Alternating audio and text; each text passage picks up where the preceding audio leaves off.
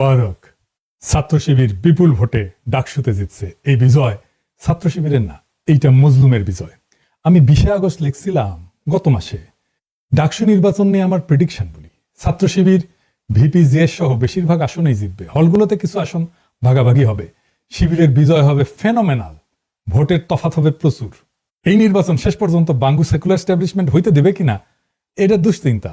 খুব খারাপ কিছু ঘটায় নির্বাচন স্থগিত করে দিতে পারে, বিশেষ করে বামেরা শেষ মুহূর্তে নির্বাচন বয়কট করতে পারে।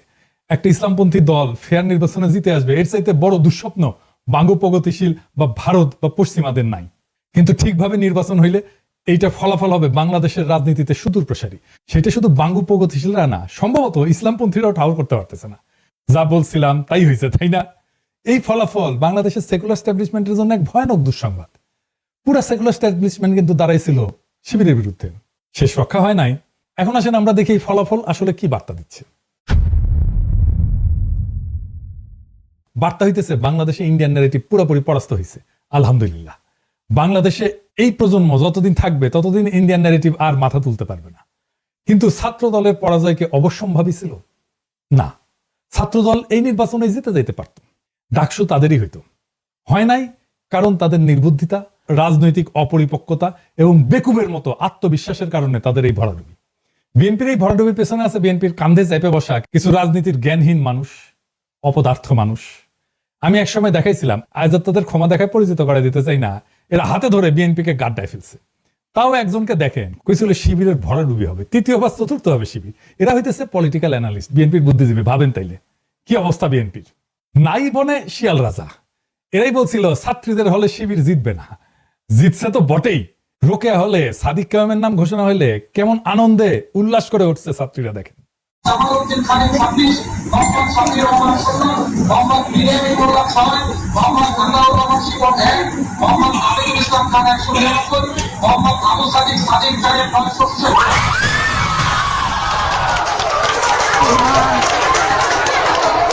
আপনারা জানেন যে 5 আগস্টের পর যখন ছাত্র দলের ছাত্র শিবির সংঘাত শুরু হইল, আমি তখন নিজ দায়িত্ব নিয়ে এই দুই দলের ভেতরে সংঘাত বন্ধ করার উদ্যোগ নিয়েছিলাম। সেই মিটিং এ শিবিরের প্রেসিডেন্ট সেক্রেটারি উপস্থিত থাকলেও ছাত্রদল প্রতিশ্রুতি দিয়ে হাজির হয় নাই। আমি কেন তাদের মধ্যে নেগোসিয়েশনের উদ্যোগ নিয়েছিলাম? কারণ আমি সেন্স করতে পারছিলাম বিএনপি মারাত্মক একটা ভুল করতেছে। তারা ধীরে ধীরে আওয়ামী ন্যারেটিভ গ্রহণ করতেছে। আওয়ামী লীগ যা বলতো তাই দিয়ে সে জামাতের বিরোধিতা করতেছে। আমি বিএনপির শীর্ষ নেতৃত্বকেও বলছি এইটা ভুল স্ট্র্যাটেজি। আমি ওনাদের উদাহরণ দিয়ে বলছিলাম, ধরেন গোলাম আজম একজন স্বাধীনতা সংগ্রামী, ভারতের অটল বিহারী বাজপেয়ীর মতো আর কি। তাইলে আপনি জামাতের রাজনৈতিক বিরোধিতা কেমনে করতেন? আপনি তো তারে স্বাধীনতা বিরোধী বলতে পারতেন না, মুক্তিযুদ্ধ বিরোধী বলতে পারতেন না। তো তাহলে অটল বিহারী বাজপেয়ীর মতো যদি গোলাম আজম স্বাধীনতা সংগ্রামী হইতো, তাইলে কিভাবে আপনি বিরোধিতা করতেন? সেভাবে করেন। আওয়ামী লীগ জামাইলা জামাতকে ঘায়াল করতো, সেইটা বললে আপনি আওয়ামী লীগ হয়ে যাবেন। তাই হয়েছে। আপনি জামাতকে রাজাকার, স্বাধীনতা বিরোধী, পাকিস্তানপন্থী কিছু বইলাই দমাইতে পারবেন না, উল্টা জামাতের লাভ হবে। হয়েছে না? এর ফলে বিএনপি তার অ্যান্টি ইন্ডিয়া ভোট ব্যাংক হারাবে, তাই হারাইছে। সে আওয়ামী লীগের ভোট পাইছে। আপনি জগন্নাথ হলের ভোটের হিসাব দেখেন, জগন্নাথ হলের পুরা ভোট মোটামুটি বিএনপি পাইছে, তাই না? তো তার মানে সে আওয়ামী লীগের ভোটটা নিচ্ছে, নিজের ভোট হারাই ফেলছে। আর জামাত কি করছে? যে anti India vote bank intact রেখে সেকুলার ভোট টানার কৌশল নিতে পারছে। বিএনপি যতবার মুক্তিযুদ্ধ 1971 এই বলে জামাত শিবিরকে আক্রমণ করবে, ততবার জামাতের অ্যান্টি ইন্ডিয়া ভোট আরো বাড়বে। জামাত যে বাংলাদেশে অ্যান্টি ইন্ডিয়া রাজনীতির সবচেয়ে বড় কামেল এজেন্সি, এটা বেশি এস্টাবলিশ হবে। বাংলাদেশের প্রধান দ্বন্দ্ব বিএনপি ধরতে পারে নাই। প্রধান দ্বন্দ্ব নিয়ে আমি অনেকবার বলছি, আমি এই বিষয়ে বলছিলাম যে বিএনপির এই আওয়ামী মুক্তিযুদ্ধের রাজনীতি পরাজিত হবে। আমি বলছিলাম, শোনেন এডিটর সাহেব একটু শোনায় দেন আমার আগের থেকে, দ্বন্দ্বটাও আবার শুনলে আবার মনে হবে যে কি বলছিলাম। শোনান এডিটর সাহেব। একটা সমাজে নানা রকম দ্বন্দ্ব থাকে। একটা নদীতে যেমন নানা ধরনের স্রোত থাকে, একটা না অনেকগুলো স্রোত থাকে, ছোট বড় মাঝারি, তেমন সমাজেও থাকে। যেমন ধরেন আমাদের দেশে ধনী গরিবের একটা দ্বন্দ্ব আছে না, সেকুলার আর ধর্মবাদীর একটা দ্বন্দ্ব আছে না, ইংরেজি জানাদের সাথে বাংলা মিডিয়ামের দ্বন্দ্ব আছে না, শহর আর গ্রামের দ্বন্দ্ব আছে না? আছে। শহরের লোকেরা তো গ্রামের লোকদের তাচ্ছিল্য করে খ্যাট বলে, তাই না? বড় লোক আর গরিবের দ্বন্দ্ব আছে না? এইরকম অসংখ্য দ্বন্দ্ব পাইবেন দেশে। এই দ্বন্দ্বগুলোই রাজনীতি, কনফ্লিক্ট সিচুয়েশন, এটাই রাজনীতি। একটা পক্ষের সাথে আর একটা পক্ষের দ্বন্দ্ব, এই রাজনীতি, এটাই রাজনীতি। কিন্তু এর মধ্যে একটা প্রধান দ্বন্দ্ব থাকে, এক নাম্বার, সেটা খুঁজে বের করতে হয় কোনটা প্রধান দ্বন্দ্ব। এটাই পলিটিক্যাল ওয়ার্কারদের কাজ, এটাই রাজনৈতিক নেতাদের কাজ। আপনি ইতিহাসে তাকাইলে দেখবেন ব্রিটিশ আমলে প্রধান দ্বন্দ্ব কি ছিল? ব্রিটিশদের সাথে আমাদের দ্বন্দ্ব না, না তা না। প্রধান দ্বন্দ্ব ছিল জমিদার আর প্রজা। অসংখ্য কৃষক বিদ্রোহ হয়েছে, এর ফলশ্রুতিতে পাকিস্তানের জন্ম হয়েছে। ভারতের স্বাধীনতা আন্দোলন আর পাকিস্তান সৃষ্টি এক না, দুইটা আলাদা দ্বন্দ্বের ফল। পাকিস্তান আমলে দ্বন্দ্ব কি ছিল? বাঙালি আর অবাঙালিদের, তাই না? হাসিনা আমলে দ্বন্দ্ব কি ছিল? প্রধান দ্বন্দ্ব ভারতীয় আধিপত্যবাদের প্রত্যক্ষ সেবাদাসী ফ্যাসিস্ট হাসিনার সাথে বাংলাদেশের নাগরিকদের মুক্তির আকাঙ্ক্ষার দ্বন্দ্ব। দুই পক্ষ, হাসিনা অ্যান্টি হাসিনা। এখন হাসিনা নাই, কিন্তু সেই প্রধান দ্বন্দ্ব আছে।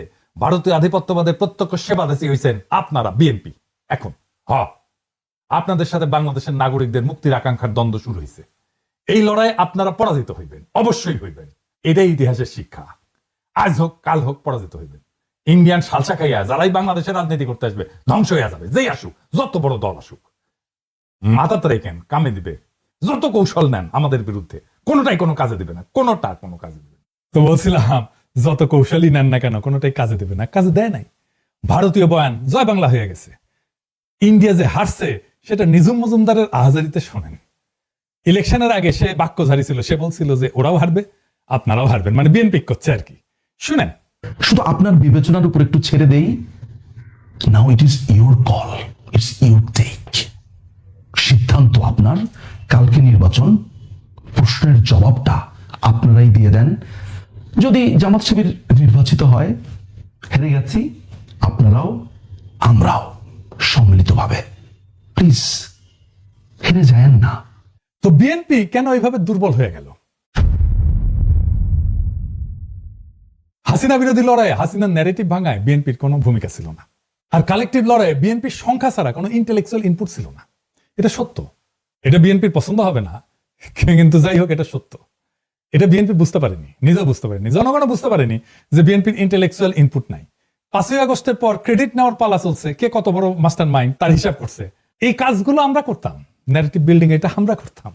এবং বিএনপি যখন থেকে আমাদের কাছ থেকে দূরে সরে গেছে, হিসাব করে দেখেন, তখনই বিএনপি দিগ্ভ্রান্ত হয়েছে আর জনসমর্থন কমতে শুরু করছে। আমি বলতেছি না যে আমাদের জন্যই কমছে, বরং কমছে এই কারণেই যে আগে আমরা যে ন্যারেটিভ তৈরি করতাম, এটা তো বিএনপির জন্যই করতাম, ফ্রি করতাম, ডিফেন্ড করতাম তো বিএনপিরই ফ্রি। এখন তার করি না, তাই সব দুর্বলতা ফাসাদ করে বের হয়ে গেছে। বিএনপি জামাতের রাজনৈতিক বিরোধিতা কিভাবে করতে পারতো, এই নিয়ে আমার পরের এপিসোড দেখবেন। এখন জামাত কইতে পারেন, দাদা আপনি এইভাবে স্ট্র্যাটেজি কইয়া দিতেছেন, ভয় নাই, কইয়া দিলেও শুনবে না ওরা। আর যদি শুনেও তাতে আপনাদের ক্ষতি নাই। রাজনীতির জ্ঞান বিএনপির লবডাঙ্গা হইলেও ইগো আছে টনটনা, 16 আনার উপরে 18 আনা। এখন প্রশ্ন হইল, বিএনপি কেন এই রাজনৈতিক অবস্থান নিল? কারণ বিএনপি ডরাইতেছে যে ইসলামপন্থীরা ইমার্জ করছে, লীগ আর বামেরা না থাকলে সে এটা সামলাইতে পারবে না। তারা এটা বুঝাইছে ইন্ডিয়া, তাই লীগের ভোট তাদের লাগবে, কিন্তু সেটা নিতে গিয়া যে নিজের ভোট ব্যাংক দেউলিয়া হয়ে যায়, জয় বাংলা হয়ে যাইতেছে, তার কোনো খেয়াল নাই। রাজনীতিতে পলিটিক্যাল এনিমি বা দুশ্মন সিলেক্ট করতে হয়। আওয়ামী লীগ বিএনপির দুশ্মনের মর্যাদাও দিতে চায় নাই। সে তার দুশ্মন বানাইছিল জাতীয় পার্টিকে, গৃহপালিত দুশ্মন আর কি। হাসিনা চলে যাওয়ার পরে বিএনপি চাইছিল প্রথমে যে আওয়ামী লীগ তার দুশ্মন হোক, সেই জন্য সে আওয়ামী লীগ নিষিদ্ধ চায়নি।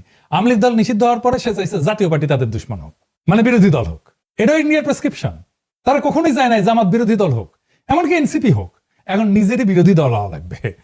এখন শিবিরের এই বিজয়, ডাকসুতে বিজয়, কি অর্থ বহন করে বা এটা কোথায় যাইতে পারে? এই ডাকসুই আগামী সরকারের ছায়া, যদি সে রাজনৈতিক দল ক্ষমতায় যাওয়ার জন্য তৈরি থাকে। 1971 ঠিক আগে তোফায়েল আহমেদ জিতছিল, আসম আব্দুর রব জিতছিল ছাত্রলীগ থেকে। তারপরেই আসছে 71 মুজিবের ক্ষমতা নেওয়া, 1990 আমানুল্লাহ আমার খোকনের জেতা, একই রকম। তাই এইবারে ডাকসুতে ছাত্র শিবিরের বিজয় এটাই বলতেছে আগামী জাতীয় নির্বাচনে বিএনপির বিজয় এখন অনিশ্চিত। এনসিপিও আর রাজনীতিতে জায়গা করে নিতে পারবে না।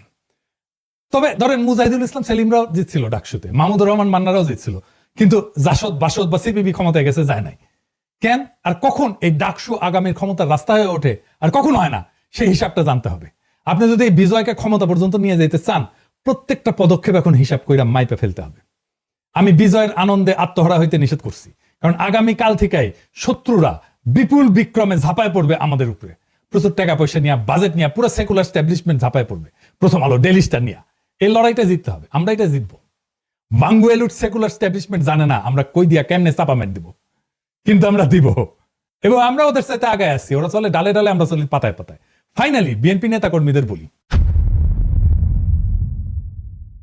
এবার বুঝছেন তো ভাই, সবার উপরে এইটা ন্যারেটিভ তৈরির ক্ষমতা, এটাই আসল পাওয়ার। আমার কমেন্ট বক্সে এসে গালি দিয়ে আমারে নিয়ে ট্রল কইরা রাজনীতিতে গোল্লা খাইবেন বারে বারে। পলিটিক্যাল পাওয়ারটা তৈরি হয় মানুষের অন্তরের খবর জানার মধ্যে দিয়ে, আর তার ভিত্তিতে রাজনৈতিক কৌশল তৈরিতে। সংখ্যা এখানে কোনো মোটেই গুরুত্বপূর্ণ বিষয় না। আমি 1 জন 2 জন 3 জন 4 জন না 10 জন, আর আপনারা 1 কোটি কিনা কিচ্ছু যায় আসে না, আপনি 10 জনের কাছে হেরে যাবেন। জাতীয় নির্বাচনে একই ঘটনা ঘটবে, তৈরি থাকেন। আজকের ডাকসু নির্বাচনের ফলাফল কোনো সাধারণ ঘটনা না, এটা এক নতুন ইতিহাসের সূচনা, এক নতুন দিগন্তের ইশারা। যারা মনে করছিল ইসলামপন্থীরা কেবল প্রান্তিক শক্তি, তাদের ধারণা ভেঙে চুরমার হয়ে গেছে। এই বিজয় প্রমাণ করছে সঠিক ন্যারেটিভ, সংগঠনের শক্তি আর জনগণের অন্তরের খোঁজ জানা, এই তিনের মিলনেই ভবিষ্যৎ লেখা হয়। বাংলাদেশের মাটিতে ভারতীয় আধিপত্যের বয়ান ধসে পড়ছে, সেকুলার এস্টাবলিশমেন্ট হতভম্ব হয়ে গেছে, কিন্তু এই লড়াই কেবল আজকের বিজয় উদযাপনের মধ্যে সীমাবদ্ধ না। এখন থেকে শুরু হবে আসল সংগ্রাম, ন্যারেটিভ ধরে রাখা, তা আরো বিস্তৃত করা, আর জাতীয় রাজনীতির ময়দানে এই বিজয়কে রূপান্তর করা। ইতিহাস সাক্ষী, ডাকসু কখনো কেবল বিশ্ববিদ্যালয়ের দেয়ালে আটকায় থাকে না, এটা পুরো জাতির রাজনীতির পূর্বাভাস হয়ে ওঠে। তাই এই বিজয় কেবল একটা সংগঠনের না, এটা একটা প্রজন্মের, একটা জনগণের, একটা আন্দোলনের, একটা বিপ্লবের জয়। আমাদের দায়িত্ব এখন দ্বিগুণ। শত্রুপক্ষ আসবে সর্বশক্তি নিয়ে, মিডিয়া তার অর্থবল নিয়ে, কিন্তু আমাদের হাতে আছে সেই শক্তি যা তাদের নাই, মানুষের অন্তরের খোঁজ জানা আর ন্যারেটিভ তৈরি করার ক্ষমতা। এটাই আসল শক্তি, এটাই আসল পুঁজি। তাই বলি, আজকের ডাকসুর বিজয়কে আগামীর বাংলাদেশের পথ চলার ভিত্তি কইরা গড়ে তুলতে হবে। আত্মতুষ্টিতে না, দৃঢ় কৌশলে আগায় যান। শত্রুর আঘাতকে ভয় না, বরং প্রেরণা বানান। কারণ এই প্রজন্ম প্রমাণ করে দিছে, বাংলাদেশের রাজনীতির আগামী দিনে আর কোনো ভারতীয় বয়ান না, জয় হবে কেবল বাংলাদেশী নাগরিকদের মুক্তির বয়ানের। এই পথেই মুক্তি, এই পথেই ভবিষ্যৎ। ইনকিলাব জিন্দাবাদ।